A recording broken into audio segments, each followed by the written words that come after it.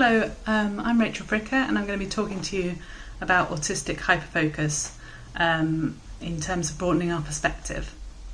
I'm based at the Sussex Attention Lab and my supervisors are Sophie Forster and Nicola Yule.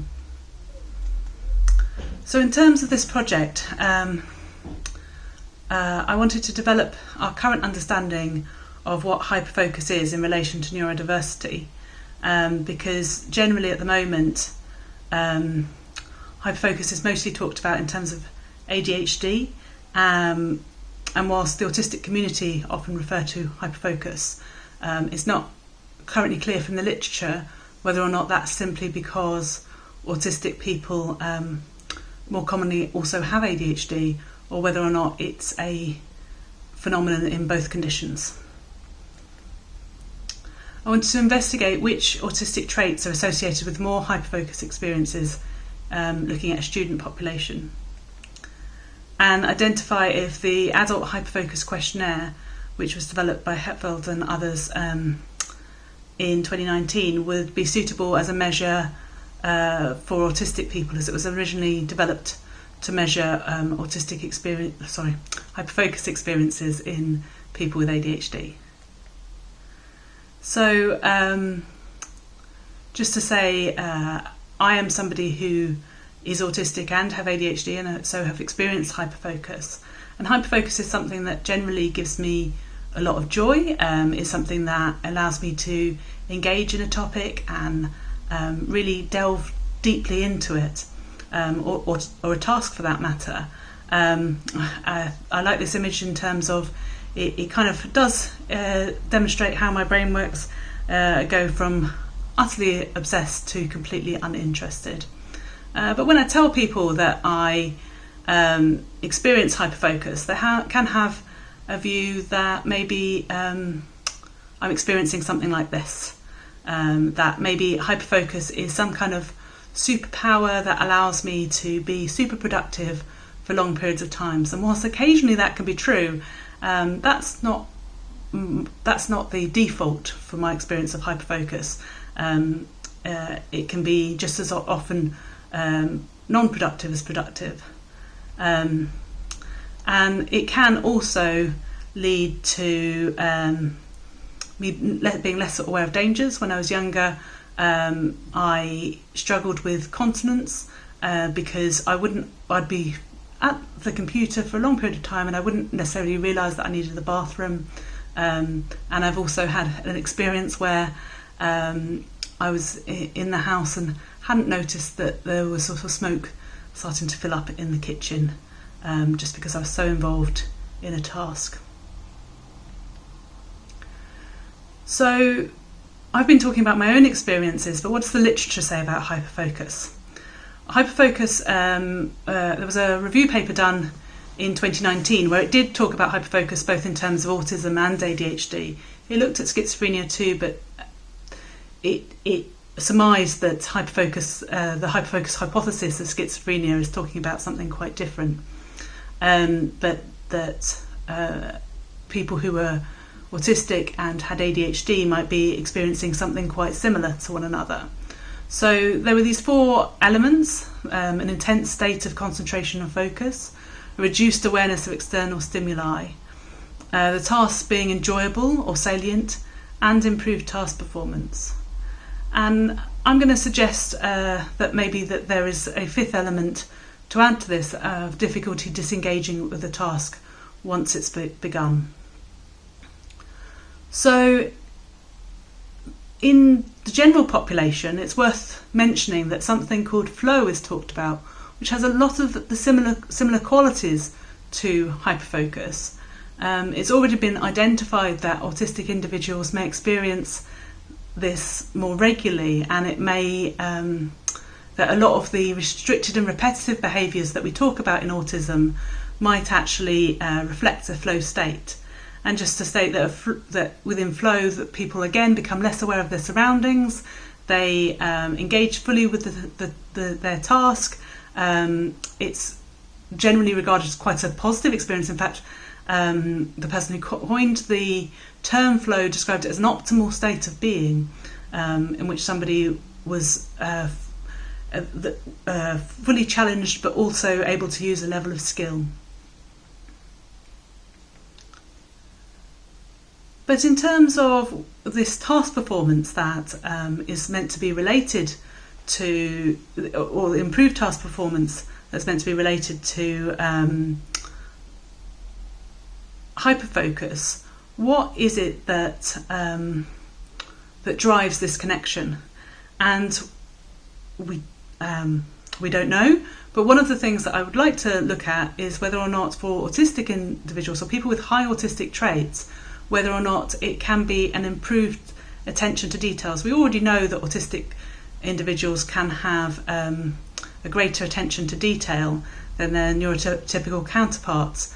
And obviously this isn't seen in ADHD, but it might be a good way of identifying whether or not hyperfocus as seen in ADHD and autism are truly synonymous, or whether or not there are some important differences.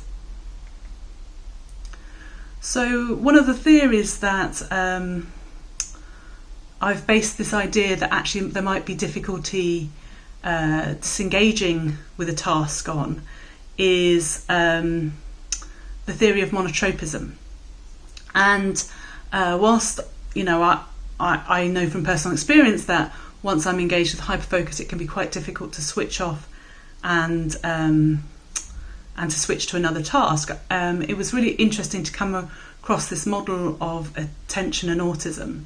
I think this quote from a blog really summarises it well.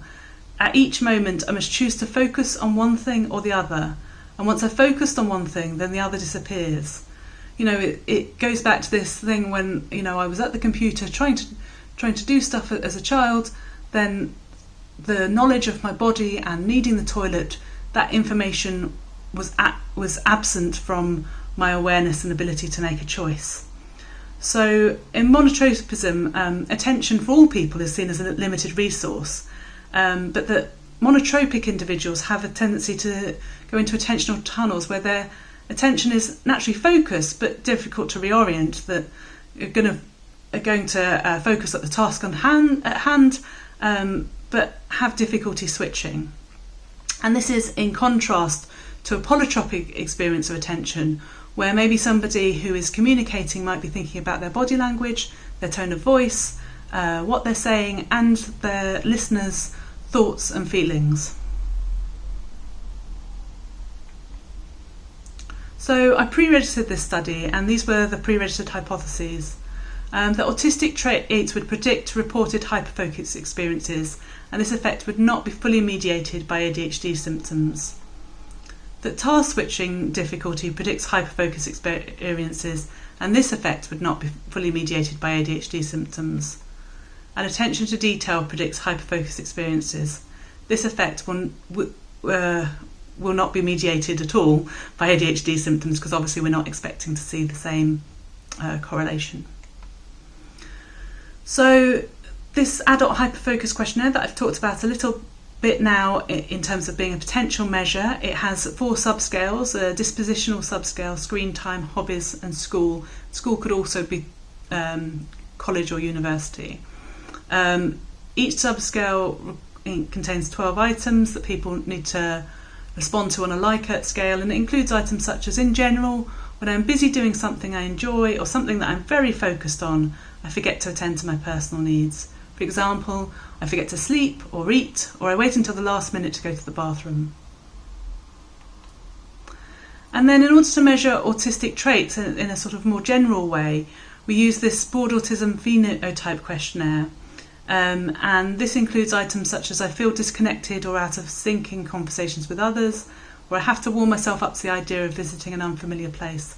Now this was chosen, one, because it had very good incremental validity in comparison to other trait measures measuring autistic traits in the population, but also because unlike the AQ, which has got subscales of attention switching and attention to detail, it didn't so closely map onto our hypotheses the specific traits we were trying to measure, so it gave us more of a global scale of autistic traits.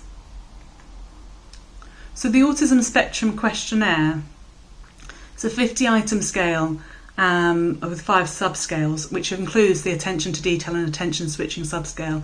And so we wanted these subscales to be measured. So we did use this, the whole of the AQ to look at this. And those subscales include things like, I tend to notice details that others do not, or I find it easy to do more than one thing at once. And of course we needed to control for ADHD symptoms. We used the ASRS, and participants are asked to consider items such as how often do you have problems remembering appointments or obligations, and this is again as on a Likert scale based on experiences over the past 6 months. So in terms of participants, we had 341 students who took part. 41 unfortunately didn't complete the study, and a further 9 we had to exclude because of their completion times were extremely fast, such that it would be unlikely for them to fully engage with the questions and respond to them. So we had 291 students' data that was retained, 241 who were female, 49 male, and 1 non-binary, and they were aged between 18 and 54 years, although most of those were at the younger end of that spectrum. And in terms of results, so here we can see that the BAPQ, so our autistic trait measure, did predict hyperfocus, so that is a significant effect, and that we can also see here that there was a effect that even when you accounted for ADHD symptoms, we still see a significant effect of autistic traits predicting hyperfocus score. And again, with attention switching, we saw the same, that it predicted hyperfocus in a way that was statistically significant, and this effect was still visible when you accounted for ADHD symptoms. And finally, with attention to detail, it again predicted hyperfocus, but it was not mediated by ADHD, and that was obviously in line with our pre-registered hypotheses. So in terms of our pre-registered hypotheses, we saw all of what we were expecting to find. We did also look at the other subscales in order to identify whether or not these effects, these correlations, were just related to attention to switching or attention to detail, or whether or not they went across other measures as well. And what we did see is there was a significant effect, even when you accounted for multiple tests, there was significant effect for communication, pragmatic language, and rigid personality. Now what's quite interesting is you can see communication and pragmatic language was significant, but the social skills was not.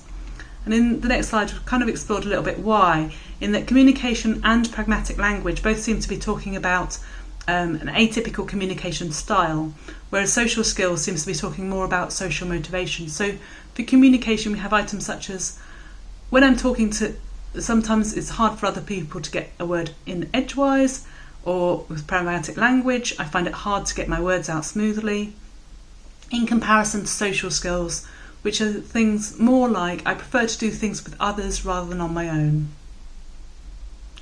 So this led us to question whether or not atypical communication may be a potential result of hyperfocus, whether or not if somebody has the tendency to have a more monotropic style that we discussed earlier, that this might go alongside a tendency to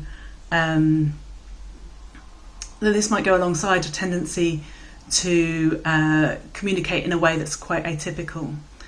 So in terms of summary of our findings, autistic traits and attention switching do predict hyperfocus independently of ADHD.